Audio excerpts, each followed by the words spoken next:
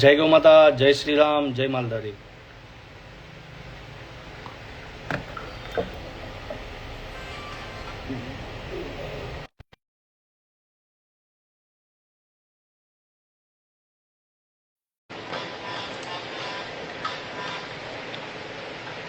જય ઠાકર, જય શ્રી રામ.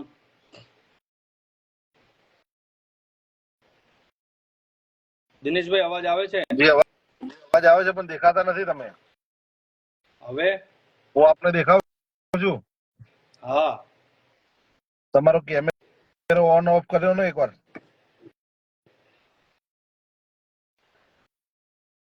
હવે નહીં બરો બીજા લોકોને પૂછે શૈલેષભાઈ દેખાય છે આમાં?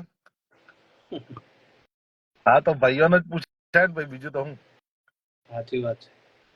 ભાઈ આમાં શૈલેષભાઈ ને હું દેખાઈએ છીએ કોમેન્ટમાં જરાક જણાવજો. અવાજ આવે છે? અવાજ હા કમ્પ્લીટ? અવાજ તો તમારો આવે છે ભાઈ.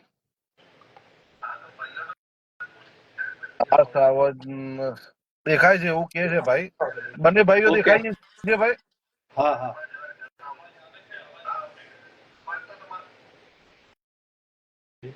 દેખાય છે. ઓકે. જય શ્રી રામ, જય ગૌ માતા. આજે સોશિયલ મીડિયાના માધ્યમથી લાઈવ આવ્યા છે એનું મુખ્ય કારણ એ છે કે આજે થોડા ખુશીના સમાચાર છે કે જે મહારાષ્ટ્ર સરકારે, જે શિંદે સરકાર સાહેબે અને જય ગૌ માતાને રાજ્ય માતા જે જાહેર કરાયા છે એ બદલ મહારાષ્ટ્ર સરકારનો સમસ્ત હિન્દુ સમાજ વતી, માલધારી સમાજ વતી તહેદિલ આભાર વ્યક્ત કરીએ છીએ કે ગૌ માતા માટે એક સારો ઐતિહાસિક જે નિર્ણય લીધો છે એ બદલ મહારાષ્ટ્ર સરકારનો ખૂબ ખૂબ આભાર. આ સાથે સાથે ગુજરાતની અંદર ગૌ માતા ને પણ આવો ક્યાંક ને ક્યાંક નિર્ણય મળે અને ગૌ માતા કતલખાને જાતિ બંધ થાય એવો નિર્ણય ભાજપ સરકારે લેવો જોઈએ. એટલા માટે થઈને આજે ખાસ કે ગુજરાતની અંદર આવો નિર્ણય હોવો જોઈએ, ગૌ માતાને રાજ્ય માતાનો દરજ્જો મળવો જોઈએ અને ગૌ માતા કતલખાને જાતિ બચી જાય અને એક સનાતની હિન્દુ ધર્મ તરીકે આપણી બધાની માતા છે ગૌ માતા. એટલે ગૌ માતા માટે આપણા ઘણા જ ગૌ માતાના પ્રેમી, જીવદયા પ્રેમી સનાતની ભાઈઓ ગૌ માતા માટે રાત ને દિવસ જે લડે છે, જેમની લડાઈ છે, એ લોકોને ક્યાંક ને ક્યાંક ગૌ માતાના આશીર્વાદથી આ કાર્ય સફળ થાય એવો અમારા બંને ભાઈઓનો મેસેજ છે. સાચી વાત છે શૈલેષભાઈ. જે નિર્ણય શૈલેષભાઈ જેમ બધાને કીધું કે મહારાષ્ટ્રના અંદર શિંદે સરકારે બહુ જ મોટો નિર્ણય લીધો છે અને બહુ સારો નિર્ણય લીધો છે. અને ગુજરાત પાસે પણ અપેક્ષા, સમસ્ત હિન્દુ ધર્મના હરેક સમાજો પાસે એક જ અપેક્ષા છે ગુજરાત સરકાર સાથે કે ભાઈ અહીંયા પણ રાષ્ટ્ર માતાનો જે દરજ્જો આપવાનો છે એ પછીની વાત છે, પણ જે પહેલ ગુજરાતને પણ કરવી જોઈએ.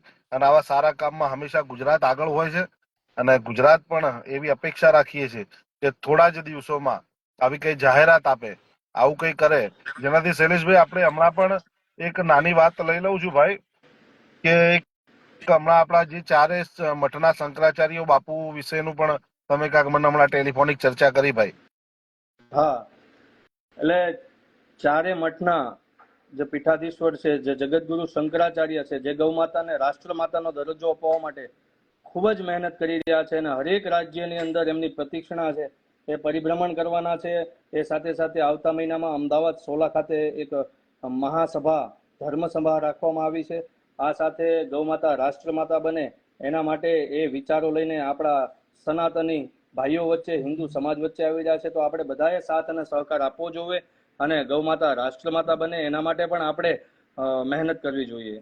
સાચી વાત છે. અને આવતા આ મહિનાની 16 તારીખે બહુ મોટી સભા રાખી છે ત્યાં, અને ત્યાં બધા જ પધારજો એવી પણ હું અપીલ કરું છું.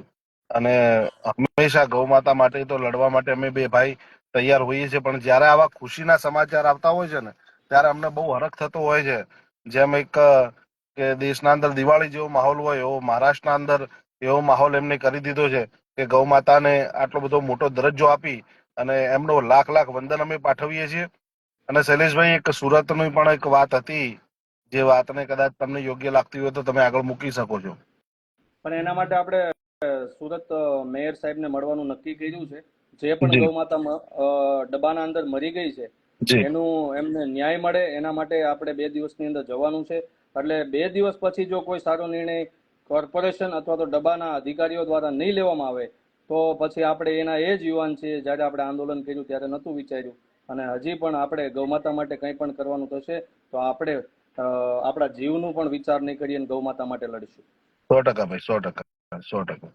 જયારે હું ને શૈલેષભાઈ મહારાષ્ટ્ર પણ ગયા હતા ત્યારે મહારાષ્ટ્રના શૈલેષભાઈ તમને યાદ હશે કે મહારાષ્ટ્રના ગૌપાલકો કેટલા બધા મતલબ એક ગૌ માતાને એટલો બધો પ્રેમ કરતા હતા, અને આજે એમના હૃદયમાં એટલી બધી લાગણીની વાતો હશે, અને ઘણા બધા ટેલિફોનો ત્યાંથી આવ્યા અને બહુ ખૂબ આનંદ થયો આજે.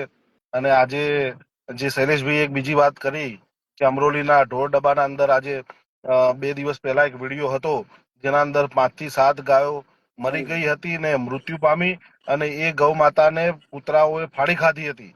અને એ અધિકારીનું એવું કહેવું છે કે ત્યાં પાછળ જે ગૌ માતા બીમાર હોય છે અને મરી જાય ને મૃત જે નાખવામાં આવે છે એના કારણે ત્યાં 200-500 કૂતરા છે, તો એ કૂતરા ત્યાંથી અંદર આવે છે ને ત્યાંથી પણ આ બધી વાતો વાહિયાત વાત એમની ક્યાંક શૈલેષભાઈ મને લાગી. અને જેમ શૈલેષભાઈએ કીધું એમ મેયર સાહેબને પણ મળશું ને કલેક્ટર સાહેબને પણ મળીશું, અને આ બાબતનું જે ગૌ માતા ડબ્બામાં જાય છે પછી જે પીડાય છે એને ઘાસચારો નથી મળતો, એને પાણીની વ્યવસ્થા, અને ત્યાં વિડીયોના અંદર જે ગંદકી દેખાતી હતી, તો હું કોર્પોરેશનના અધિકારીઓને પણ એવું કહેવા માંગીશ શૈલેષભાઈ કે ભાઈ તમે ત્યાં ખાલી નોકરી જ ના કરો, તમે ત્યાં ખાટલા ઢાળીને તમે ત્યાં રહો અને તમને ખબર પડે હું કે આટલું આ શું છે. દિનેશભાઈ હું એમ કહું છું કે આ સિસ્ટમ ગૌમાતા વિરોધી હોય છે, પણ એના જી, માટે પહેલા તો આપણે માલધારી સમાજને એક થવું જોઈએ. હિન્દુ સમાજની પણ ગૌમાતા છે. હિન્દુ સમાજ સાચી વાત, અને આપણે હરેક સમાજ ખંભેથી ખંભો મિલાવીને ફક્ત ને ફક્ત ગૌચર અને ગૌમાતા માટે રાઈટ, લડશું તો ગૌમાતાને રાઈટ, રાજ્ય માતાનો દરજ્જો મળશે, ગૌમાતાને રાષ્ટ્ર માતાનો દરજ્જો મળશે. પણ આપણા સમાજની અંદર એકબીજાની જે ટાંટિયા ખેંચ છે, એકબીજા કે આગળ જશે, પણ ગૌમાતાના નામે રાજકારણ ક્યારેક અમે નથી કર્યું, નથી કરવાના. પણ સાચી વાત છે ભાઈ, ગૌમાતા માટે જે લોકો લડે છે એમને સાથ અને સહકાર આપવો જોઈએ. સાચી વાત છે. એટલે અ, ઘણા જીવદયા પ્રેમીઓ ગૌમાતા માટે લડી રહ્યા છે. માતાજી એમને ખૂબ શક્તિ આપે અને ખૂબ આગળ વધે, અને ગૌમાતા માટે જે પણ લડી રહ્યા છે એ બધા યુવાનોને માતાજી ખૂબ શક્તિ આપે કે લડી શકે, અને ગૌમાતા રાષ્ટ્રમાતા બને, ગૌમાતાને રાજ્યમાતાનો દરજ્જો. હવે હું તો એવું માનું છું, હિન્દુત્વની સરકાર છે આપણી ગુજરાતની અંદર. તમે સોમનાથમાં અને વેરાવળમાં હમણાં જોયું છે કેટલું ડિમોલેશન થયું છે. એટલે આનંદની સાચી વાત વાત, છે, ગર્વથી કહીએ કે અમે હિન્દુ છીએ. તો એ સાચી સાથે સાથે ગૌમાતા પણ ક્યાંક ને ક્યાંક કપાઈ રહી છે.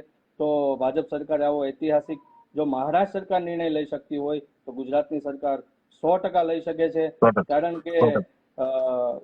હિન્દુત્વની સરકાર છે ત્યાં સુધી આ નિર્ણય આવવો જોઈએ. સાચી વાત છે. અને સરકાર નિર્ણય લેવાની તૈયારીઓ ક્યાંક ને ક્યાંક કરી રહ્યું હોય એવું પણ મને દેખાય છે.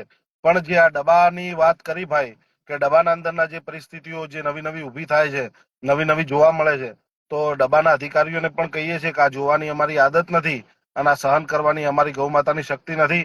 પણ પછી આનું નવું ડિસિઝન અમે લઈએ એના કરતા બહુ પ્રેમથી ગૌ માતાની તમે જે સરકારનો પગાર લો છો અને ગૌ માતાની સારી સેવા કરો, અને તમે ગૌ માતા પીડાથી બંધ કરો તો બહુ સારું છે. નકર આનો નિર્ણય પાછો બહુ ખરાબ આવશે. 100%. જી કઈ ભાઈ. નહીં, બધા ભાઈઓને ઘણા દિવસે મળ્યા છીએ, બધા મિત્રોને લાઈવમાં જે જોડાયેલા છે બધા જ ભાઈઓને ફરીથી એકવાર જય ગૌમાતા. ગૌમાતા આપની ખૂબ રક્ષા કરે. આ સાથે આપ બધા છો જ અમે છીએ, અને અમે પણ કોઈ સેલિબ્રિટી હીરો નથી, ગૌ સેવક છીએ, ગૌ માતાના રક્ષક છીએ, અને ગૌ 100%. માતા અમારા જીવ છે એના માટે અમે બોલતા આવીએ છીએ. પણ આજે જે ઐતિહાસિક નિર્ણય આવ્યો તો આપ બધાએ ફરીથી એકવાર વિનંતી કરું છું કે મહારાષ્ટ્ર સરકારમાં જે નિર્ણય લેવાયો છે તો આપ બધાએ પણ એ પોસ્ટ મૂકજો આપના સોશિયલ મીડિયામાં. એક ગૌમાતા માટે એક પોસ્ટ મૂકજો કે ગૌમાતાને રાજ્યમાતાનો દરજ્જો જો મહારાષ્ટ્ર સરકાર આપી શકતી હોય તો ગુજરાત સરકાર કેમ ના આપી શકે. એવી આપ બધાને વિનંતી છે કે એક પોસ્ટ મૂકજો. અને 100%, 100%, 100%, 100%. શૈલેષભાઈ ખૂબ બસ આનંદ થયો. અને ભલે બીજું શાંતિભાઈ. બસ એકદમ મજામાં ભાઈ. ના ના, ઓફિસે બેઠા લાગો છો. અહીંયા પાટિયાએ આવેલો છું. મેં કીધું લાવો, હવે મારે પેલો આવતી નહોતી રિક્વેસ્ટ, એટલે મેં કીધું કઈ નહીં, હવે હું જ કરી દઉં લાઈવ. પણ હમ. કાલે આપણે ભેગા થઈએ, કલેક્ટર સાહેબ મેયર સાહેબને મળવાનું છે, જી, અને એના માટે આપણે મહેનત કરી લઈશું. હે ને? કાલે મોર્નિંગમાં મળીએ ભાઈ. જી ભાઈ, બધા ભાઈઓને જય જય શ્રી રામ, ઓકે. જય જય શ્રી રામ ગૌ ભાઈ, માતા, જય શ્રી રામ. આવજો. જય જય મા ગૌ માતા. ભવાની, જય જય વડવાળા, માંડલ. જય ઠાકર, જય દ્વારકાધીશ. આવજો ભાઈ. આવજો.